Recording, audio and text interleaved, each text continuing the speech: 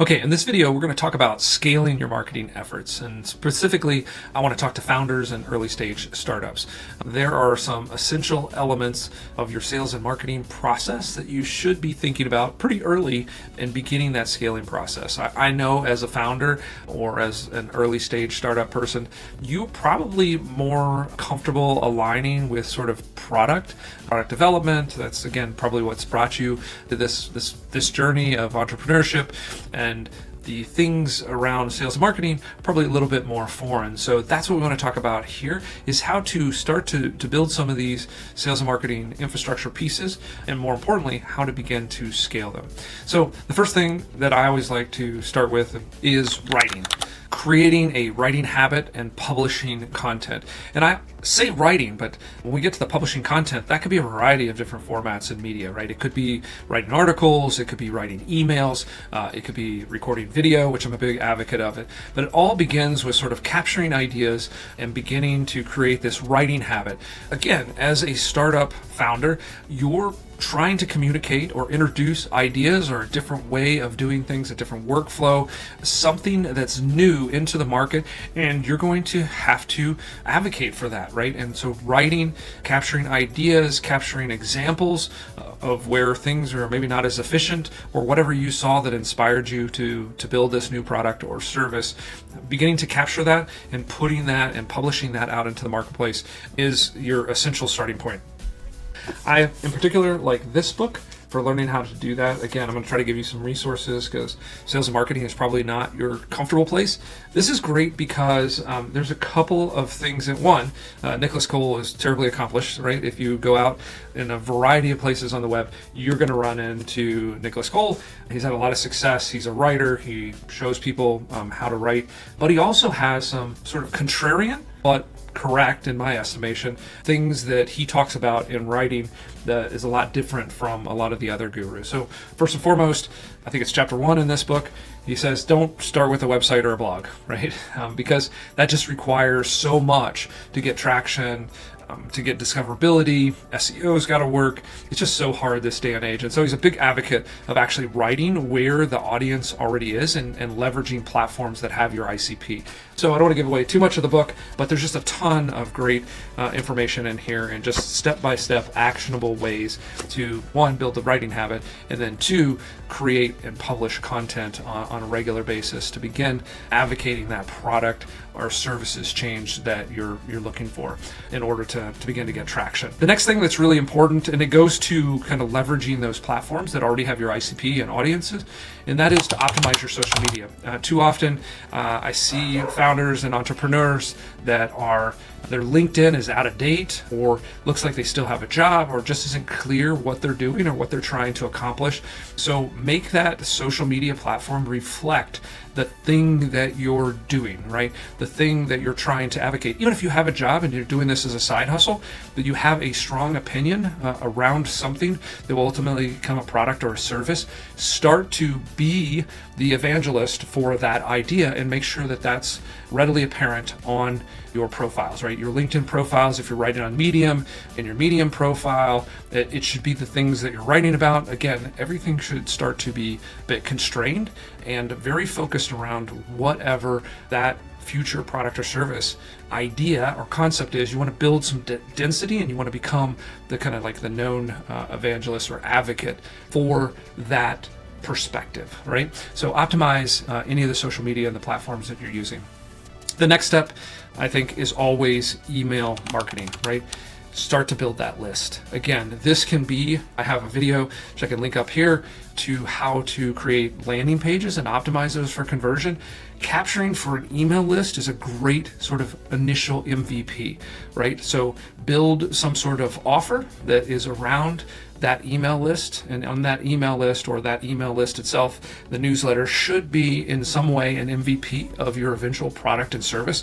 And you can use that conversion, that capture of that email, as sort of a test. Begin to build your skills at conversion rate optimization, at creating user experiences that are compelling and actually will end up resulting in a transaction of value, a conversion. Again, email marketing and building that list is a great way to start to practice a lot of those different things. And then, of course, that list itself becomes your initial beta audience, right? It becomes a dense collection of ICPs where you can begin to test in those initial MVPs of your product or service. A component of all of this is to make sure that you have analytics in place. For the most part, you can just use Google Analytics, whether that's on your website.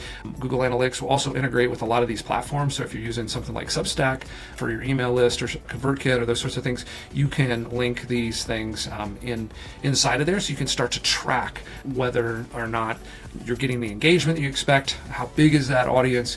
Is it growing? There's a lot of things that are inside of that analytics that will be very powerful to give you some early indicators that everything's starting to gain traction and momentum.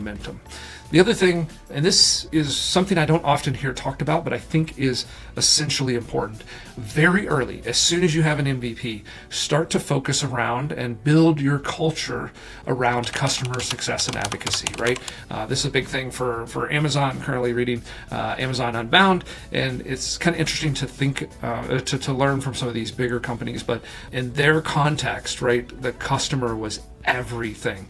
And I think too often as SaaS founders in particular, but even early startups, it's kind of us against the world. And sometimes we get this a little bit messed up, and it's kind of becomes us against the customer, right? Because there are going to be some early customers that frustrate us and don't get it, right? But we have to be careful that we're always focused on the customer's perspective, giving them success and advocacy, and don't get kind of surly early on just because we have a few negative interactions. We certainly don't want to create a culture within our growing organization where there's an adversarial relationship with our customers. So very, very early customer success, being obsessed with them, being obsessed with their experience, that's going to go a long way in retention, and retention is everything for a young startup. So that's going to help you to sort of grow and scale, because every dollar, every ounce of effort you put into acquiring is going to pay 10x on the back end, right? It's going to pay over and over again, month over month. And so that becomes really critical that you don't have a leaky bucket there, because that's going to make it really hard for you to get the scale and the traction you need to have ultimate success. After that, let's talk about some of the advanced things.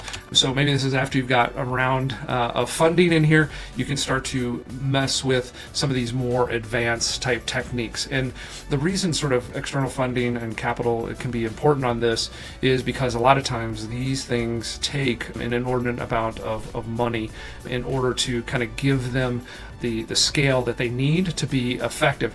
However, if you've done the previous things, you have all of the intelligence you need to be able to pour money to accelerate things with SEO, with PPC, with Facebook or social media or LinkedIn ads, right? When you start to go into that advertising, again, don't forget everything that you've learned and what you've done with kind of this early free, you doing everything. Don't forget that intelligence. That's why that analytics is also really important to have in place, because then when you start to spend money on an SEO agency or an SEO skill set or PPC manager and those sorts of things, you'll already know the type of campaigns that will be effective and how to run those, and you will have already practiced and gotten efficient at landing page and conversion rate optimization, which is super critical in order to make that advertising investment return a positive ROI. Then we can start to, again, branch out, look at some strategic partnerships. I'm a big fan of finding adjacent products where we can work with those founders. This can be even an early strategy. You don't want to waste too much time in here because it can be time intensive, but finding partners and adjacent products where you can do podcasts together, where you can collaborate on video together, where you can advocate each other, you can potentially dip into each other's customer bases, but looking for strategic partnerships. The other thing that's really important about those is by looking for those partnerships and the synergies that make sense, those a lot of times can be potential exits if that's something that you're interested in as well. The other kind of item in this advanced bucket is PR media outreach. Again, one of the reasons that I put it in this bucket is, one, it can be really time consuming and difficult, especially in the early going, at trying to get anyone to pay attention to you through PR and media outreach. And then as you potentially get some capital to invest in this, there are agencies that are very efficient at doing this, and you probably need a little bit of scale and traction to invoke any sort of interest anyway. So that becomes really important that you kind of do these things in the right order. So hopefully this has been helpful. If you've been here till this point, I hope that you're enjoying this kind of content. Encourage you to like and subscribe to this channel. There's a whole bunch of this type of content to help you get initial traction with your startup, and there's of course more to come. Look forward to seeing you on the next one.